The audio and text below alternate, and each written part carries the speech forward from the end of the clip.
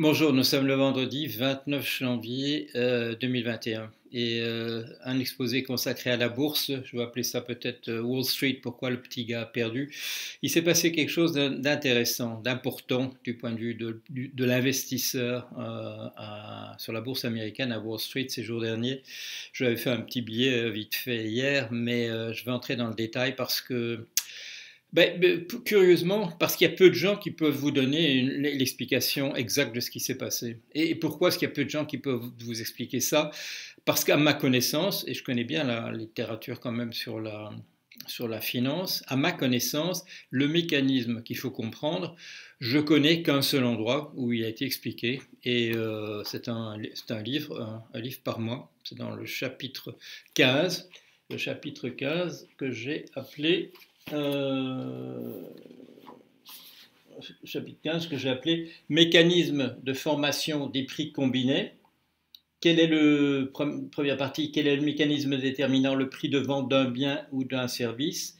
Et deuxième paragraphe, un exemple de double détermination du prix. Il y a une double détermination du prix, et ça, honnêtement, je ne connais pas d'endroit où on vous explique ça. Alors, qu'est-ce que c'est le prix d'une action? Il y a deux manières de le déterminer et de manière permanente. Il y a une sorte de pugilat entre les deux modes de formation du prix d'une action, ce qu'on appelle son cours ou sa cote au marché. D'abord, un résumé des épisodes précédents. Un certain nombre d'investisseurs, des petits investisseurs, des gens qui vous parlent, voilà, triomphant qu'ils ont gagné 750 euros, donc ça c'est des petits investisseurs, étaient en train de gagner beaucoup d'argent sur les marchés depuis vendredi dernier. Voilà. Et en fait, bon, ça avait commencé plusieurs mois auparavant, les choses s'esquissaient. Des gens se mettaient d'accord voilà, sur l'internet, sur des chats. Les gens disaient on va acheter telle action. Voilà, on va acheter telle action. Et comme il y aura de la demande, le prix va monter parce qu'il y a une partie de la détermination du prix, c'est par l'offre et la demande. Et donc on va tous acheter ces actions et puis ça va monter. Alors c'est une tactique extrêmement dangereuse parce qu'il vient un moment où il n'y a plus d'acheteurs au prix gonflé. Et à ce moment-là, le prix va être en plateau, puis viendra un moment où ça va recommencer à baisser, et à ce moment-là, ceux qui n'ont pas revendu à temps vont se retrouver, voilà, ils vont devoir vendre à perte, et ils vont perdre de l'argent. Bon, ça c'est une détermination du prix. C'est ce qu'on appelle l'offre et la demande. En fait, si on voulait entrer un peu dans les détails, comprendre comment ça marche, c'est le rapport de force entre les acheteurs et les vendeurs. Voilà, il y a plus d'acheteurs potentiels que de vendeurs potentiels, et du coup, le rapport de force, il est en faveur des vendeurs, c'est-à-dire qu'ils vont pouvoir vendre à des prix de plus en plus, ils vont pouvoir réclamer un prix de plus en plus élevé. Tout ça est déjà un tout petit peu paradoxal, mais enfin bon, ça c'est des choses que vous connaissez. Et le principe fondamental à l'arrière-plan, c'est que pour gagner de l'argent, il faut acheter bas et revendre cher. Bon, ça, tout le monde est au courant. Bon. Alors, il y a un autre mécanisme de détermination du prix de la cote. Du cours d'une action, c'est ce qu'on appelle à partir des fondamentaux. Qu'est-ce que c'est les fondamentaux? C'est la santé économique de l'entreprise. Alors pourquoi est-ce qu'il y a un rapport entre le prix de l'action et la santé de l'entreprise? Eh bien parce qu'on vous calcule ce qui serait un prix juste, un prix équitable à partir des sommes que la firme va vous payer. Sous quelle forme? Sous la forme de dividendes. On va vous payer des dividendes. Alors, on fait un calcul en fonction du fameux principe un tien vaut mieux que deux tu l'auras. Un dividende de 30 euros qu'on vous paye demain, ça vaut pratiquement 30 euros. Un qu'on vous payera dans 3 ans, c'est pas pareil que de recevoir 30 euros maintenant. Un qu'on vous paiera dans 10 ans, on peut pas trop y compter, on peut compter que c'est pratiquement zéro, etc. Et on additionne comme ça des flux financiers à venir, et on vous a un prix pour l'action. Alors, depuis un certain temps, ce calcul-là, il marche déjà plus, parce que le taux qu'on utilise, le taux d'escompte pour calculer combien ça vaut en réalité maintenant 30 € qu'on vous donnera dans 3 ans, il est utilisé, il est défini en gros par les taux d'intérêt qui circulent dans le système financier. Pourquoi? Le raisonnement c'est le suivant. Combien est-ce que je devrais mettre maintenant, déposer maintenant, pour obtenir 30 € dans 3 ans? Ah bah, il suffit peut-être que je mette 25, parce que si je peux placer ça à un certain taux, eh bien voilà, dans 3 ans, mes 25, ils vaudront en fait 30. Donc il y a un rapport dans le calcul de la valeur de l'action de cette manière-là, à partir des fondamentaux, avec les taux qui sont en circulation, voilà le taux auquel vous pouvez vous gagner un peu d'argent en le déposant. Comme ces taux sont négatifs, maintenant tout le calcul est foutu et on ne peut plus utiliser ça. Ce qui fait que d'une certaine manière, on ne peut plus calculer les fondamentaux. Le prix d'une action. C'est qui explique pourquoi on peut avoir une crise économique abominable et avoir les prix des actions en bourse qui continuent à monter. Parce que les gens en fait, continuent à faire le calcul avec des taux négatifs et ça donne des chiffres aberrants. C'est-à-dire que voilà, les 30 € qu'on vous payera dans 3 ans, ils valent beaucoup plus en réalité que ceux qu'on peut vous donner aujourd'hui, parce que ceux-là, si vous ne pouvez pas les utiliser tout de suite, vous le mettez à la banque et il va compter des taux négatifs et ça va perdre de la valeur. C'est la fameuse monnaie fondante de l'anarchiste Silvio Gesell. Voilà. Alors, donc le système fonctionne maintenant comme le voulait un anarchiste dans les années 1920. C'est intéressant, ça montre qu'il y a déjà un problème du côté du capitalisme. Mais il y a un plus gros problème, et c'est celui qu'on a vu à partir de ce qu'ont fait récemment ces petits acheteurs. Ils ont simplement pompé le prix en faisant une espèce de pyramide, en disant ben, nous on achète, voilà, et ça monte. Et comme le prix montait, ah ben, un qui avait acheté quand ça valait 25 et il l'a revendu hier quand ça valait 30, ben, il a gagné 5 sur chaque action, etc. Comme je vous le disais tout à l'heure, le problème dans ce cas-là, c'est de savoir sortir au bon moment avant que le prix s'effondre. Parce qu'il y a quand même une tendance du marché à vouloir que le prix soit calculé à partir de la valeur économique de l'entreprise. Le calcul à partir des fondamentaux. Il faut que je mentionne encore aussi, j'ai déjà mentionné le fait qu'avec les taux d'intérêt négatifs, le calcul d'un cours équitable est très difficile. Il y a aussi le fait que les banques centrales ont distribué plein d'argent aux banques depuis 2009, depuis la crise, à partir de cette idée bizarroïde que si on donne l'argent aux banques, cet argent se retrouvera un jour ou l'autre dans l'économie parce que les banques vont le prêter. Ça, bien entendu, c'est une blague, mais il n'y a que les gouvernements et les banques centrales qui croient encore que si on donne l'argent aux banques, eh ben, il va se retrouver un jour ou l'autre dans l'économie par un mécanisme qui est la providence, je ne sais pas, ou bien le dieu de la science économique. Bon, alors, ces gens, ce sont les petits investisseurs. Ils se sont mis à pomper le prix d'une action, et c'est un truc classique, bien entendu, hein, ça existe depuis qu'il y a des bourses. Il y a des gens qui se mettent d'accord entre eux, ils font monter le prix, et puis un jour ils disent demain à 9 h on se retire tous ensemble, et ce sont les autres acheteurs qui ne seront pas dans notre petit groupe, dans notre petite coterie, qui eux paieront les pots cassés. Pourquoi est-ce que les petits investisseurs ne se sont pas rendus compte que c'est ça qu'ils étaient en train de faire, que c'était dans le collimateur des bourses depuis très longtemps? Parce qu'ils l'ont fait sur l'Internet. Voilà, ils l'ont fait dans des endroits où on fait des chats, ils l'ont fait sur Facebook, etc. Ils n'ont pas eu l'impression qu'ils faisaient quelque chose qui était contraire à la loi. Or, c'était contraire à la loi, on ne peut pas faire de la collusion. Alors, vous savez bien, la collusion, c'est pas évident. Monsieur Trump, pendant 4 ans, on n'est pas arrivé à prouver qu'il y avait collusion entre lui et la Russie. Mais là, il a fallu que 4 jours pour qu'on découvre qu'il y avait collusion entre ces gens qui pompaient les prix. Alors, en plus, ces gens se sont convaincus qu'ils faisaient une œuvre utile.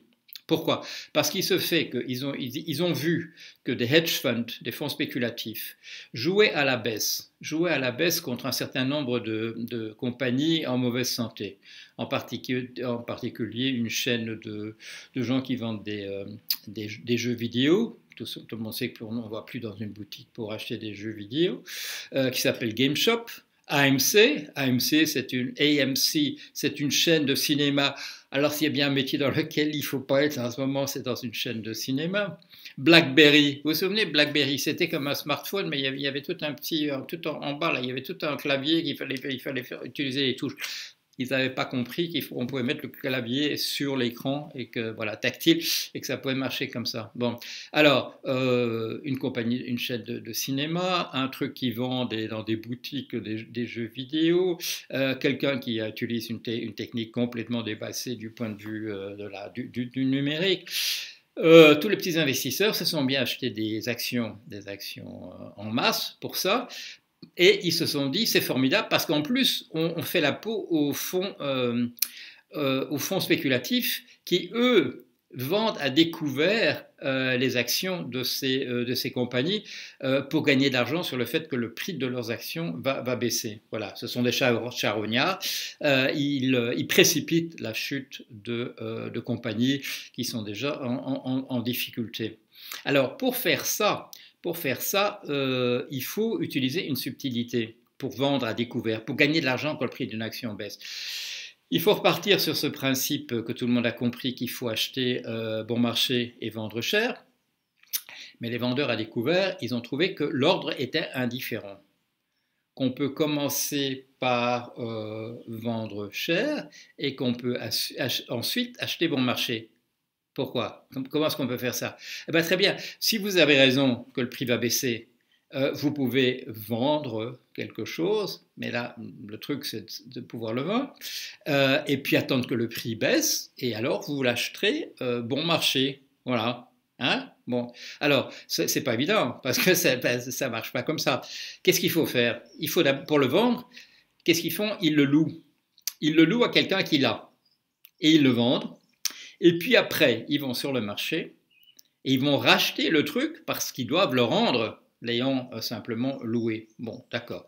Alors, moi, ça fait depuis 2008, depuis qu'il y a voilà, que je parle de la finance à tout le monde sur des blogs, sur des vidéos, j'ai expliqué que l'astuce est illégale. On ne peut pas vendre quelque chose qu'on a loué. Bon, vous louez un appartement et vous le vendez. Et puis vous vous dites, on va faire pareil. Je vais le vendre à un bon prix. Puis voilà, je sais que le prix de l'immobilier baisse. Et puis je vais racheter un appartement quand le prix aura baissé. Et je vais prétendre au propriétaire que c'est bien. Voilà, c'est bien celui qui m'avait loué. Ça marche pas parce que il sera pas au même endroit. Pour une action, ni vu ni connu. Voilà. Alors, ça devrait être interdit. Je le dis depuis 2008, ça devrait être interdit qu'on vende quelque chose qu'on a loué. Mais non, voilà. Ça arrange la bourse que les gens puissent vendre short. Alors, de les vendre à découvert, ce qu'on appelle shorter, on appelle to short en anglais. Bon.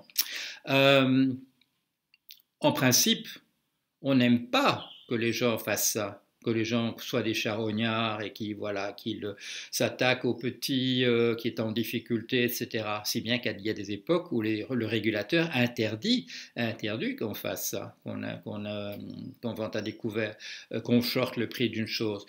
De manière générale, les marchés n'ont pas une bonne opinion des gens qui font ça. Bon. Alors, ceux qui le font, ils disent, bah non, nous, en fait, on réintroduit la vérité des marchés qui est les fondamentaux, que quelque chose doit valoir ce que ça vaut et nous on participe au mécanisme qui fait que ça vaut ce que ça vaut. Bon. Que le prix c'est ce que ça vaut. Bon. Qu'est-ce qui s'est passé ces jours derniers? Donc des gens se sont mis tous ensemble à acheter. Et ils ont dit, en particulier, de ces actions, AMC, GameStop, qu'est-ce que j'ai encore dit, BlackBerry, etc. Bon, eux, ils s'en foutent. Ils jouent sur le fait que le mécanisme de l'offre et de la demande peut déterminer le prix. Les gens en face Ceux qui shortent, ceux qui vendent à découvert, eux, ils jouent sur l'autre mécanisme, c'est celui des fondamentaux, ce que la compagnie vaut vraiment. Le pugilat, là, devient difficile. Il devient difficile parce que les deux prix s'écartent. Ceux qui disent du point de vue de la valeur de la compagnie, elle vaut de moins en moins, et les autres qui disent, ben non, regardez le prix, la cote, c'est nous qui le déterminons en achetant et en vendant. Et donc, les petits vendeurs se sont rendus compte qu'ils étaient de l'autre côté que ces fonds spéculatifs, hedge funds charognards. Ils disent, voilà, on est les bons gars. En plus, on est les gars sympathiques qui aident le petit qui est en difficulté. Celui qui vend short, qui vend à découvert, il faut qu'à un moment donné, quand le prix a baissé, qu'il puisse racheter sur le marché. Hein, parce qu'il doit le rendre à celui à qui il a loué toutes ses actions. Bon. Pour ça, il faut qu'il y ait des choses à vendre sur le marché. Si d'un côté, il y en a tous ceux qui sont en train d'acheter parce qu'ils sont en train de pomper le prix, si de l'autre côté, il y en a qui sont en train de se disputer pour trouver sur le marché des choses qui vont pouvoir rendre à ceux à qui ils ont loué, la demande est forte et le prix augmente. Et il y a ce qu'on appelle à ce moment-là un squeeze pour celui qui fait la vente à découvert.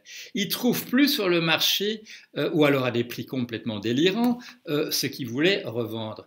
Le fait que le prix, le cours de l'action, déterminé par deux mécanismes, l'offre et la demande d'un côté, les fondamentaux, ce que la compagnie vaut vraiment, le fait que c'est en train de s'écarter, ça tue celui qui est en train de vendre, qui essaye de retrouver des actions pour les rendre à qui il l'a loué, parce que lui, il joue sur la baisse. Et le fait qu'il a besoin de ces actions fait encore monter le prix, donc il est mort. Donc, depuis jusqu'à hier, un certain nombre de ces hedge funds qui avaient joué à la baisse sur le prix d'actions de ces compagnies en difficulté se trouvaient, eux, dans une situation très très difficile. Alors, j'avais attiré l'attention dans un billet hier en disant les autorités, le régulateur du marché, le SEC, Securities Exchange Commission, la commission pour les titres et les bourses, va pas être contente. J'avais dit que M. Gary Gensler allait être en particulier fâché, qui est à la tête de la SEC. Mais il a été nommé par M. Biden, il n'est pas encore véritablement en fonction. C'est toujours une dame qui n'est pas vraiment la présidente, mais qui fait fonction, qui s'appelle Madame Allison Lee, qui est aux manettes. Mais elle aussi, il y a une photo hier de son visage tout à fait perplexe sur ce qui est en train de se passer. On a vu ça dans les journaux. Alors, est-ce que la SEC est intervenue hier? Non, elle n'est pas intervenue. Est-ce que les petits acheteurs, les petits investisseurs ont été couillonnés dans la journée d'hier? Vous me pardonnerez l'expression. Oui.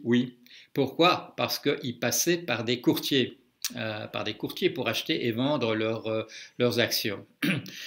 Ce qu'ils faisaient depuis un certain temps, depuis quelque temps, ils n'auraient pas pu le faire avant, parce que ça coûtait cher d'acheter et de vendre des actions. Si vous essayez de le faire, vous verrez qu'il y a quelqu'un qui prend une commission assez importante là-dessus, et donc c'était pas facile de faire ce qu'ils ont fait. Mais il y avait des gens comme, il y en a un depuis longtemps qui fait du discount, Monsieur Schwartz, qui fait ça à des prix bradés, et puis il y a un truc qui s'appelle Robinhood, Robin des Bois, qui le faisait jusqu'à hier pratiquement pour rien.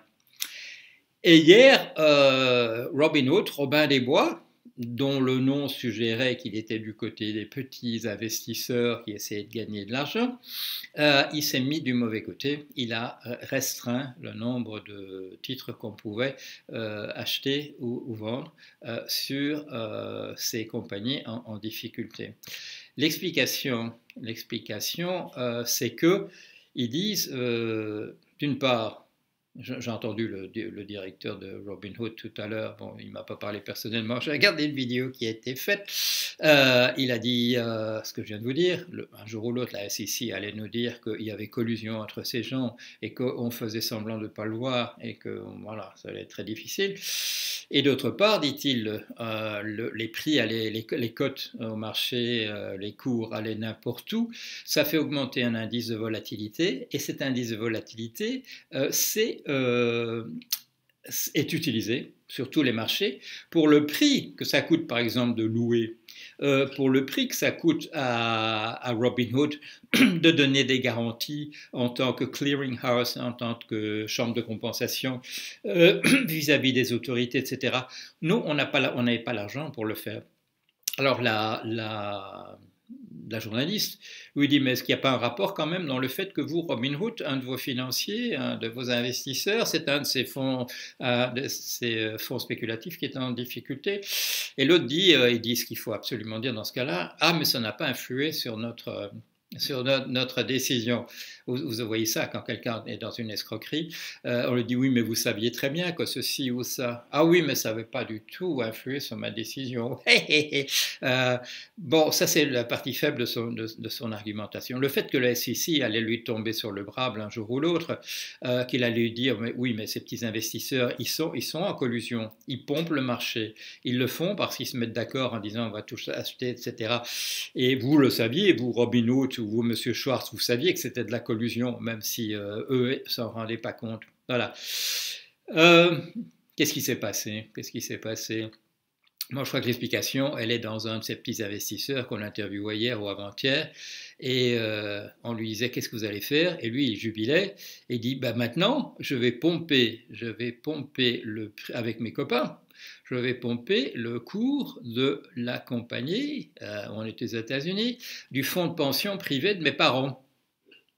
Ah, ça c'est du vrai Robin des Bois. Hein, ils allaient utiliser leur pouvoir de petits mécréants, là, de petits manants, ils allaient l'utiliser pour augmenter la retraite de leurs parents. C'est formidable. Alors, ils vont pouvoir dire maintenant, c'est parce que j'ai dit ça que tout est intervenu, que tout s'est écroulé. Non. Le système est truqué contre vous depuis le départ. Il n'est pas truqué, il est réglé d'une certaine manière. Il est réglé pour qu'il puisse marcher dans un cadre où c'est les riches qui ont de l'argent et qui déterminent le prix sur les marchés. Le système, il est tout entier conçu pour que celui qui a de l'argent décide de comment ça va se marcher exactement.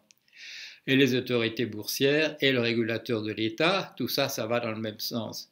Ça ne marche pas quand c'est tout à coup plus que l'offre et la demande qui déterminent le cours d'une action. Il faut, pour le bien général, que ce soit d'une certaine manière les fondamentaux, que ça reflète l'économie. Alors vous me direz, dans une société où 80% de la croissance va 1% le plus riche, est-ce que ça reflète encore vraiment l'économie ? Le fait que ce soit à partir d'un calcul complètement bidon maintenant, fondé sur des taux d'intérêt négatifs qui permet d'évaluer, c'est fondamentaux. Non, mais ça pourquoi? C'est parce que le système est en train de s'effondrer. Le système, il n'est pas conçu pour que celui qui a de l'argent et qui le prête perde de l'argent et des intérêts négatifs là-dessus.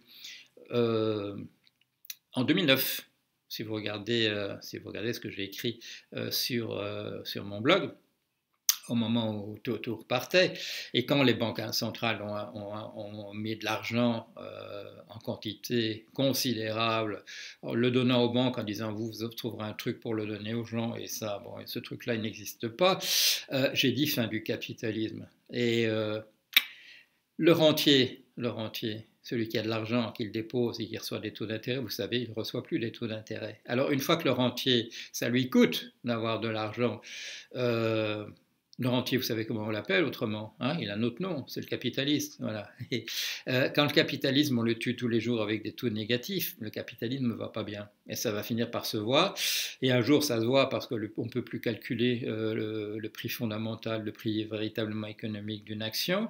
Un jour ou l'autre, les gens qui mettaient de l'argent comme ça parce qu'on leur disait mettez votre argent en bourse, eh bien c'est formidable, vous allez voir, ça va gagner de l'argent, c'est formidable, c'est un excellent système. Ceux-là, s'ils ont compris ce que je viens de raconter, s'ils ont compris même simplement tout ce que leurs journaux leur disent, c'est-à-dire la bourse, le petit gars a perdu, il n'ira plus mettre son argent. Il n'y aura plus que les riches qui joueront à la bourse comme c'était de fait, en fait, le cas depuis longtemps.